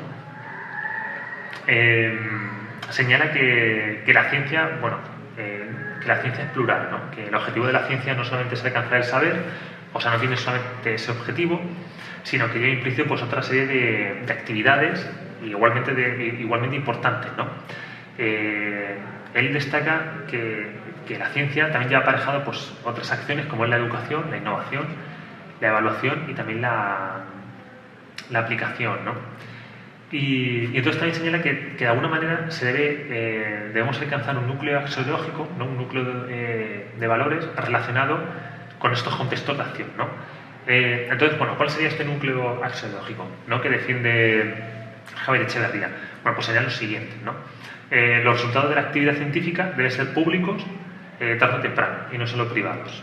O sea, esto es algo, o sea, teniendo en cuenta lo que ha señalado antes, ¿no? Educación, innovación, evaluación y aplicación, ¿no? Que deberían ser estos elementos que deben estar incluidos sí o sí en la idea de ciencia, ¿no? Pues él defiende que este núcleo axiológico, ¿no? De estos valores tiene que tener en cuenta estos 5 enunciados, ¿no? Que los resultados de la actividad científica deben ser públicos, deben ser comunicables y enseñables, o sea, tienen que poder enseñar. La ciencia los resultados de la ciencia deben ser accesibles a cualquier persona. La objetividad debe primar sobre la subjetividad, ¿no? En la medida que sea posible, y en la medida de sus posibilidades, los científicos deben tratar de mejorar lo logrado por sus predecesores, ¿de acuerdo? Bueno, claro, la aplicación de esta ciencia nos ha llevado a extender el debate a la población. Como hemos comentado, bueno, pues uno de los detonantes o punto de inflexión sería esta Segunda Guerra Mundial, que fijaos, por ejemplo, para el desarrollo de las bombas nucleares del proyecto Manhattan participaron 120.000 investigadores, ¿vale? Para generar, ¿no? este artilugio, ¿no? Y bueno, pues el resultado ya sabemos que es de sobra conocido, ¿no? Las dos bombas que se lanzaron sobre Hiroshima y Nagasaki el 6 y 9 de agosto y que acabó pues con unos 250.000 muertos y miles de heridos, ¿no? Claro, esto hizo que se viera el poder destructivo que proviene del progreso científico, ¿no? Y bueno, también como hemos comentado antes, de alguna manera, a partir de aquí, ¿no? Y sobre todo a partir de la segunda mitad del siglo XX, pues sí que se puede ver como un giro en la ciencia, ¿no? Que ya no solamente se centra en el saber y en el conocimiento, sino también tiene que tener muy en cuenta cuáles son esos valores que van aparejados de los proyectos de investigación que se realizan, de qué se hace con la información, cómo se trata la información, etcétera, etcétera, ¿no? Y bueno, pues todo esto ha ido acompañado de una serie de declaraciones, de conferencias, de principios éticos, etcétera, etcétera, ¿no? Por ejemplo, en 1964 pues, aparece la Declaración de Helsinki para la investigación médica con seres humanos de la Asociación Médica Mundial. Por ejemplo, en 1978 aparece el informe Belmont para la protección de los seres humanos en investigación. Y en 1997, 2003, 2005 se suceden las declaraciones sobre el genoma humano para el uso de datos genéticos y sobre la bioética, ¿no? Promovidas por la UNESCO. Fijaos, las cuestiones de la ética pues también se han ampliado ya no solo a los seres humanos, sino también al tema de los animales y el medio ambiente. Los animales pues han sido y continúan siendo una fuente importante para la experimentación científica, es una fuente de muestras, ¿no? Para la investigación científica, ratas, otro tipo de animales, ¿no? Perros, etcétera. Fijaos, en la Declaración de Helsinki se estipula que las pruebas con humanos deberían hacerse después de experimentarse con animales. No, fijaos, ¿no? Fijaos, o sea, qué importante es esta idea, ¿no? De, primero, investigamos con animales y cuando veamos que hay resultados razonablemente adecuados, que se podían extrapolar a los seres humanos, pues entonces ya empezamos las pruebas con seres humanos. Bueno, uno de estos animales más utilizados pues son los ratones, que además ratones que hoy en día se producen por ingeniería genética, ingeniería genética controlada para poder investigar pues, sobre diferentes enfermedades, patologías o la droga que sea necesaria. Hay a veces que fuerzan a los ratones a que tengan algún tipo de patología, etcétera, ¿no? Pues para poder investigarlo, ¿no? Pero ya os digo, ya cada vez se va tomando más conciencia, ¿no? De la importancia de los derechos de los animales y sobre todo del sufrimiento que se les inflige. En 1977 se adopta la Declaración Universal de los Derechos de los Animales por la Liga Internacional de los Derechos del Animal, que posteriormente fue aprobada por la ONU y la UNESCO.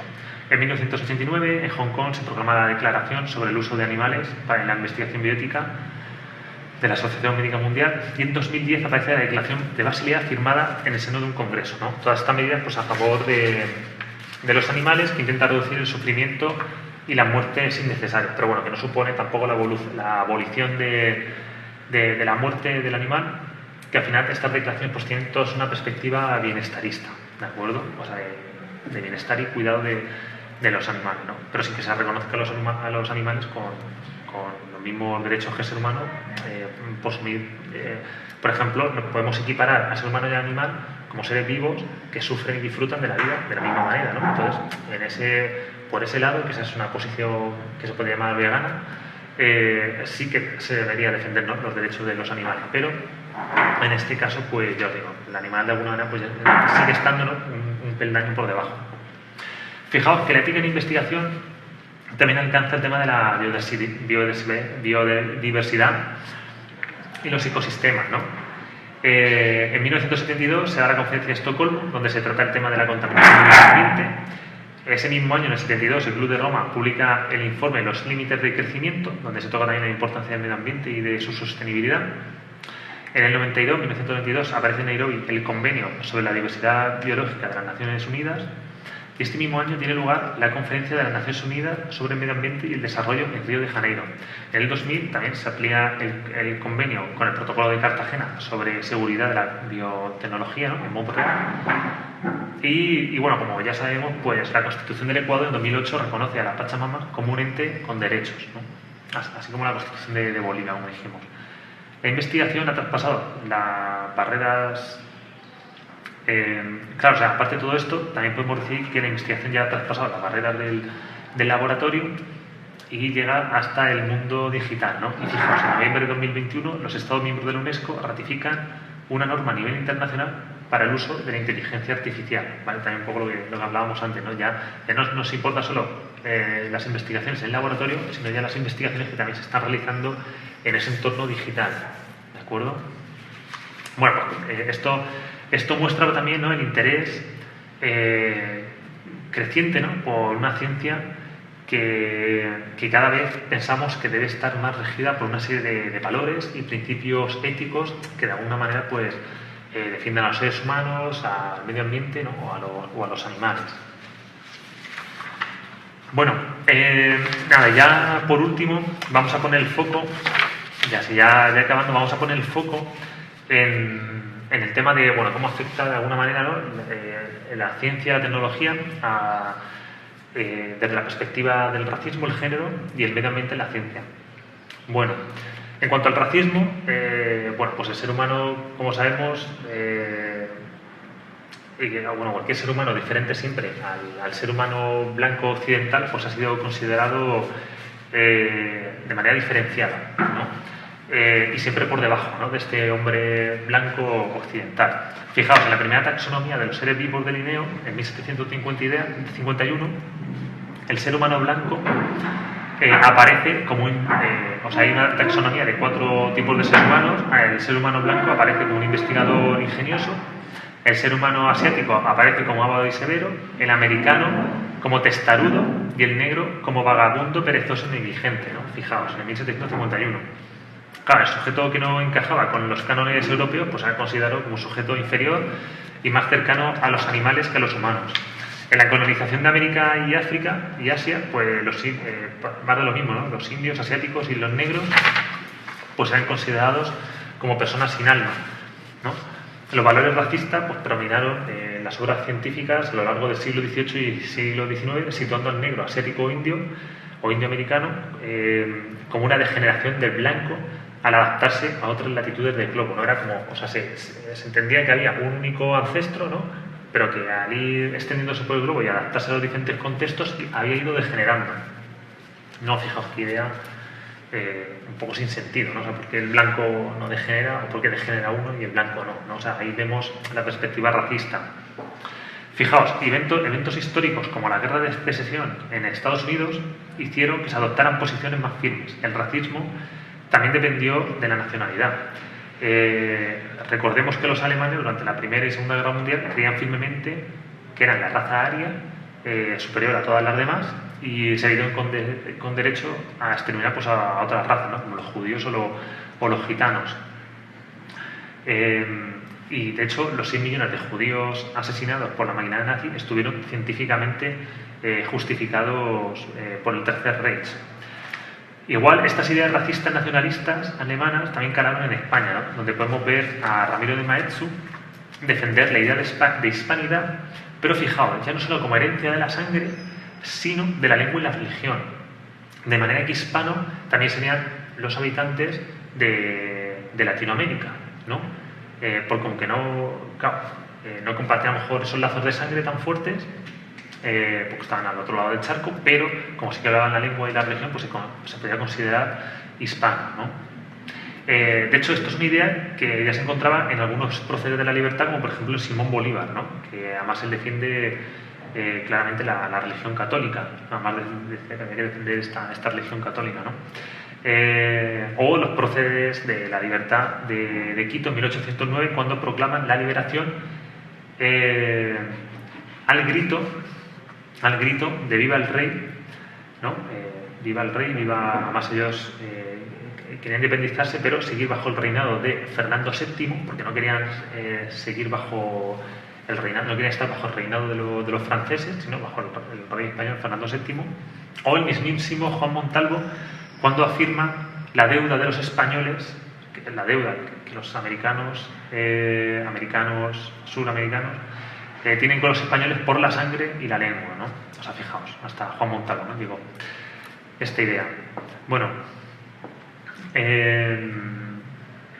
fijaos, o sea, esto también lo señala el que hemos comentado antes, Ramiro de Maeztu, que se asegura que esto, ¿no? Que estos principios morales de la hispanidad son superiores, que permitieron el desarrollo de otras personas, y también él avalaba la independencia de las repúblicas latinoamericanas, ¿no? O sea, había como una idea, ¿no? de la hispanidad que permitía esa independencia de las colonias, pero seguir manteniendo ese rasgo hispánico, ¿no?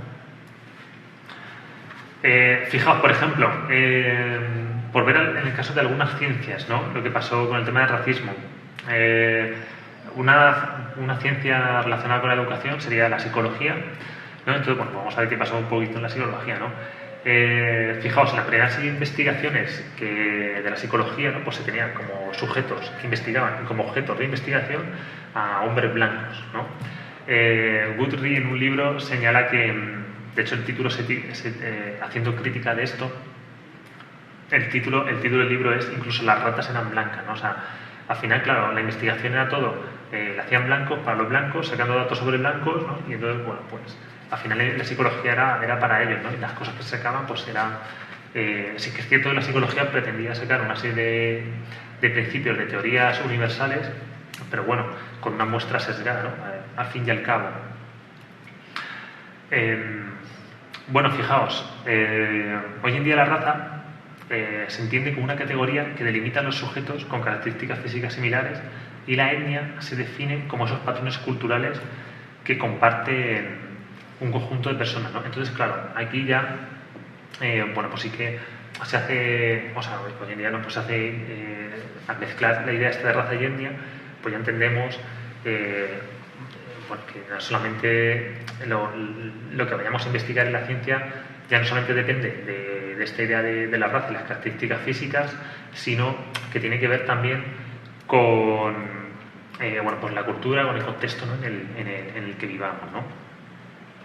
Y que de alguna manera pues estas categorías pues nos permiten comprender pues de manera más profunda qué ocurre, ¿no? No centrándote solamente en esos caracteres biológicos, por ejemplo, ¿no? O achacando todo a esa herencia genética, sino también teniendo en cuenta el contexto, pues es muy importante, ¿no? Bueno, algo similar ocurre en el género, ¿no? Con las mujeres. Las mujeres pues siempre han estado infrarrepresentadas, ¿no? En la ciencia, incluso la ciencia se ha utilizado para reforzar roles de género de la mujer. Entonces, bueno, hoy sabemos que, bueno, hoy en día ya podemos diferenciar, ¿no? Entre sexo y género. El sexo sería los atributos biológicos, si somos hombre o mujer, y el género sería pues esa construcción de lo masculino o lo femenino que se ha hecho pues a lo largo de la historia, ¿no? Y son estos roles de género los que se reproducen socialmente, ¿no? ¿Cómo se reproduce esto? Bueno, pues esto se observa cuando las niñas, cuando nos preguntan cuando vamos a comprar un juguete, si es niño o niña. Si es niña, pues te recomiendan muñecas, ¿no? Vestidas de color de rosa. Y si son niños, pues juguetes de acción, ¿no? Que lancen cohetes y coches y esas cosas, ¿no? Fijaos, algunos datos, ¿no? En Ecuador sobre el tema de la científica, ¿no? El 41,1% de los investigadores son mujeres, ¿no?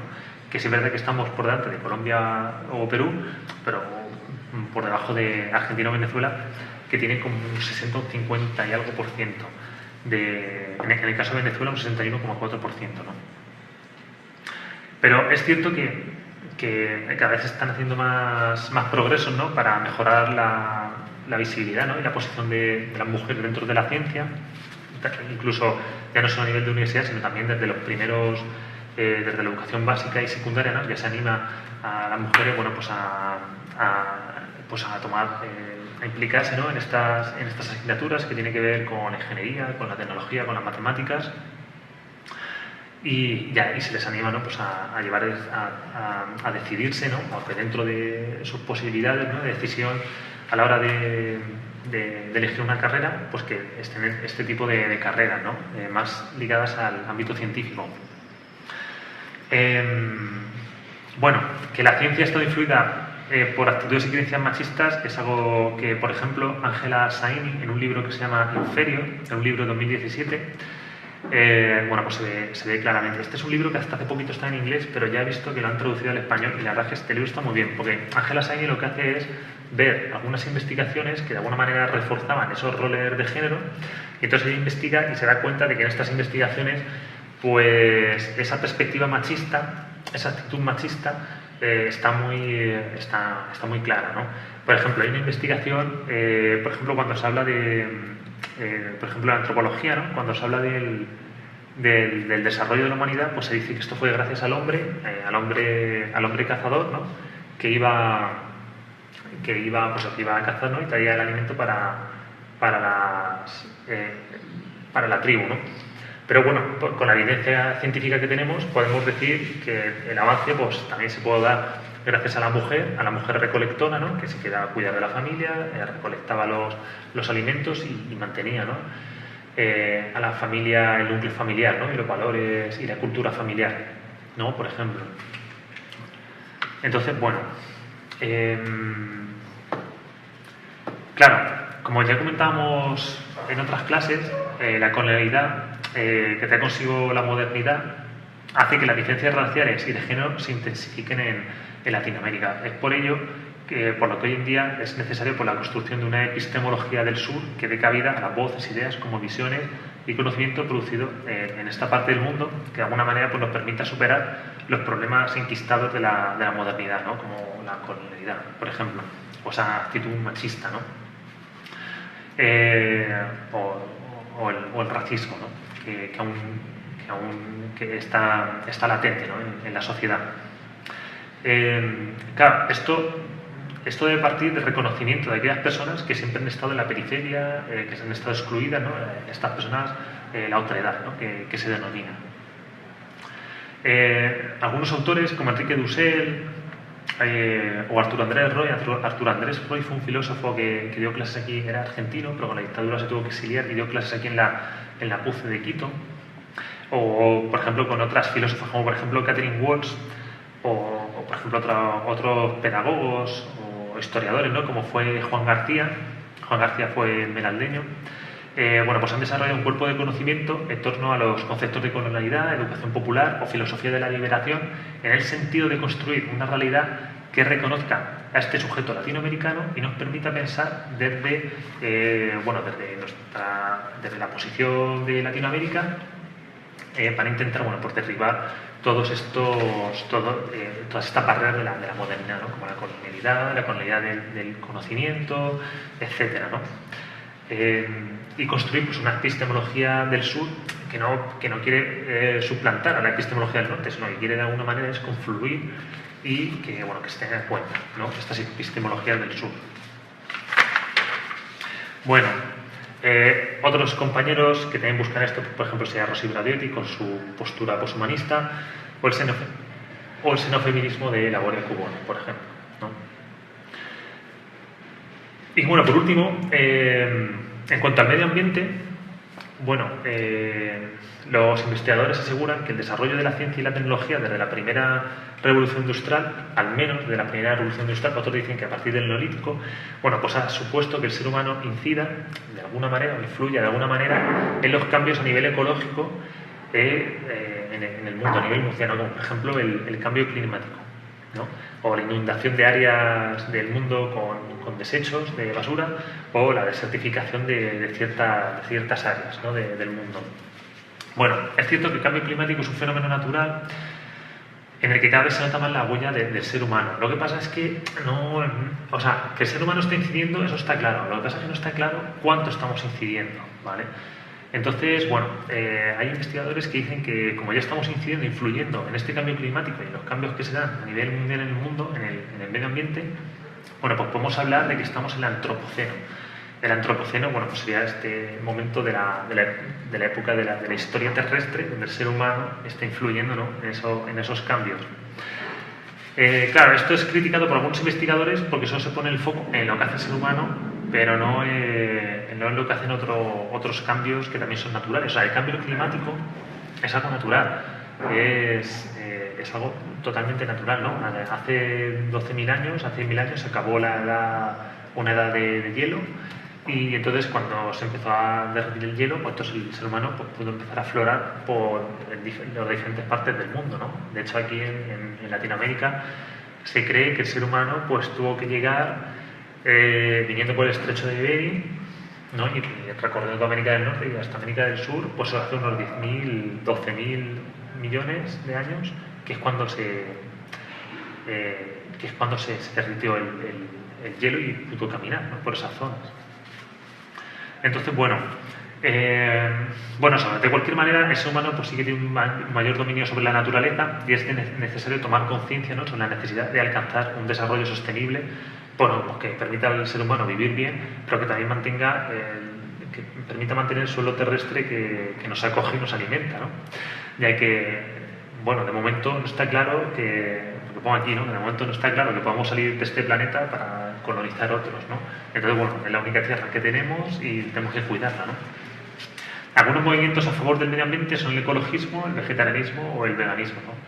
Que, bueno, como hemos comentado un poquito antes, estos últimos dos buscan el bienestar animal, ¿no?, y también la abolición del sufrimiento animal, que también, bueno, pues además desde las posiciones veganas y especistas, pues sí que se ha generado un cuerpo de conocimiento que también se une pues a otro núcleo de conocimiento como la ecología y el feminismo, ¿no?, que también se unen, ¿no?, a su vez a otros movimientos que se llaman, por ejemplo, de ecofeminismo, ¿no?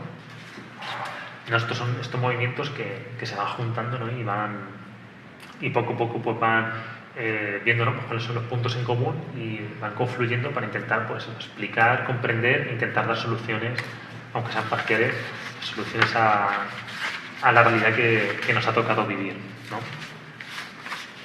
Pues nada.